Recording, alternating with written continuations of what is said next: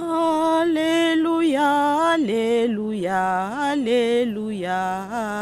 Hosanna, Hosanna, Hosanna, mama mwilu wizidi. Alléluia, Alléluia, Alléluia. Hosanna, Hosanna, Hosanna, mama mwilu wizidi.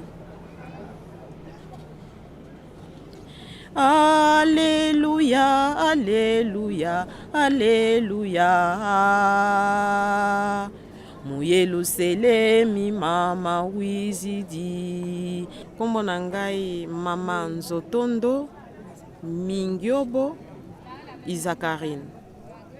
Na kati ya nkamba iluselemi ya sika lokola toyaki kosalela tata Simon Kimbangu naza mama surveillante.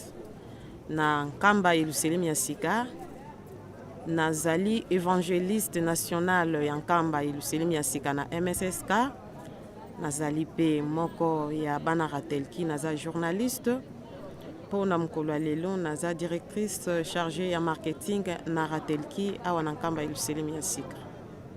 Nazali pe inspiré na mboka nkamba iluselemi ya sika. Soki natali vraiment na bomwana na nga na loba na bandaki kozwa banzembo. Mais lokola baboti na ngai moko pe nazalaki catholique, moi vraiment na mesana nango na kokabongo constituer yango ezalaki te. Na banda kozala na bomwana na nga nazo sentir vraiment nzembo. Des fois pe na pesi na chorale batu bayembi yango. Mais pensa pona situer ke na miyeba ke naza muzwi nzembo na banda koyeba te. Metango toye kokoma na nkamba na 2001 nde sikabwe na ye koyeba ke naza muzwi nzembo nde na koti na rythme ya kimbangiste pona tina ete banzembo wana eya na rythme normal oyo papa Simon Kimbangu bana kopesa mais oyo église catholique wana bezalaki na rythme catholique mais na yebaki vraiment ko situer yango te pamba te nazalaki encadré te na yebelaki pe muzindo na yango te na monaki kaka neti eloko moko kaka izoya nango moto ko dresser yango vraiment ko laksanga nzela malamu azalaki te. Mais l'église kimbangiste na lobana 2001 oyo na bandaki vraiment d'inspiration pour natina ba cantique kimbangiste. Bon, à peu près na koki kokoma na ba 1000 cantiques papa. Puisque soki nazo capter banzembo mukolo wana soki na lobi ke nazo se concentrer na nzembo et que mutu moko aye par exemple arranger aye kozwa nzembo na koko kokoma même na 30 nzembo na koko ma 40 nzembo. Mais si kabweso totali ba mibu o na sali soki eleki. Mais yake kokoma ke er moko pe ezo ya o négliger na yo pozo mona te okotinda ngo wapi kokendi na ngo wapi o etufe yango kaka evandeli yo kana motema. Ba on a ko kendi à peu près ba 1000 nzembo. Tango exhumation ya mama mwilo salemaki bokoti ya mama mwilo na muzole awa na nkamba iluselemi ya sika nzembo eyembamaki ezalaki nde ngande na kaptaki yango. Donc eyembamaka mingi le 27. Titre ya nzembo Alléluia, Alléluia, Hosanna, Hosanna, mama mwilo wizidi. Alléluia, Alléluia, Alléluia. Hosanna, Hosanna, Hosanna, mama mwilo wizidi. Alléluia, Alléluia, Alléluia. Hosanna, Hosanna, Hosanna, mama mwilo wizidi.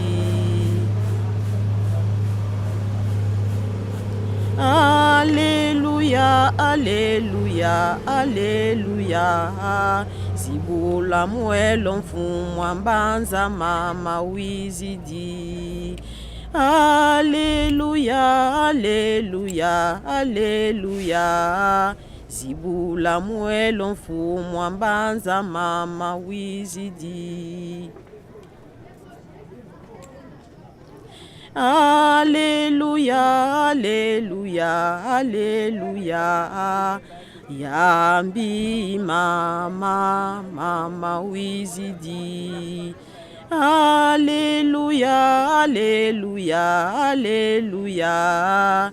Yambi mama, mama wizidi. Alléluia, Alléluia, Alléluia. Muyelusele minzola wizidi. Alléluia, Alléluia, Alléluia. Muyelusele minzola wizidi. Alléluia, Alléluia, Alléluia. Zibula muelo mfu mwambanza mama wizidi. Alléluia, Alléluia, Alléluia. Zibula muelo mfu mwambanza mama wizidi. Wana papa journaliste. Nzembo wana ezwamaki na mois de juillet. Tant toye ko fêter le 8 juillet, papa Simon Kimbangu Kiangani akangaki d'inspiré. Na 2009, alobi nazana posa bozolanga likambo moko boye langai. To banda kokota beko ensemble na cordon landu na bazwinzembo. Nde ekokoma par le 21 juillet, nde na yeko capter nzembo wana. Tant on a capté nzembo wana ezalela kinga matata. Toute la journée ko banda tongo tibutu na banda koyoka malili ya malili nazo lenga.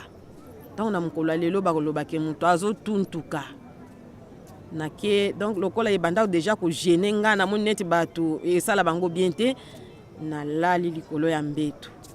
Donc na lala ki na sentir kaka mabe na zipanga couverture mabe bazipi badra mabe babakisi maputa mabe. Nazo lenga mais nazo transpirer. Te koko mana ba 16h. Ndi nazo sentir penza na senti que net lola efongwa mi batu banjelu. Net ozo mona live. Nazo mona pe ba surveiller batanda mi balati ndenge balataka. Misika boy tangu nzembo wana ezo yembama nazo mona ndenge bazo tambola na bapa nazo mona ba jeteki ndenge bazo sala ba geste na bango ndenge ba ange nazo mona faki soki o sentir nzembo yo rythme o faki ebetaka rythme wana na santaki.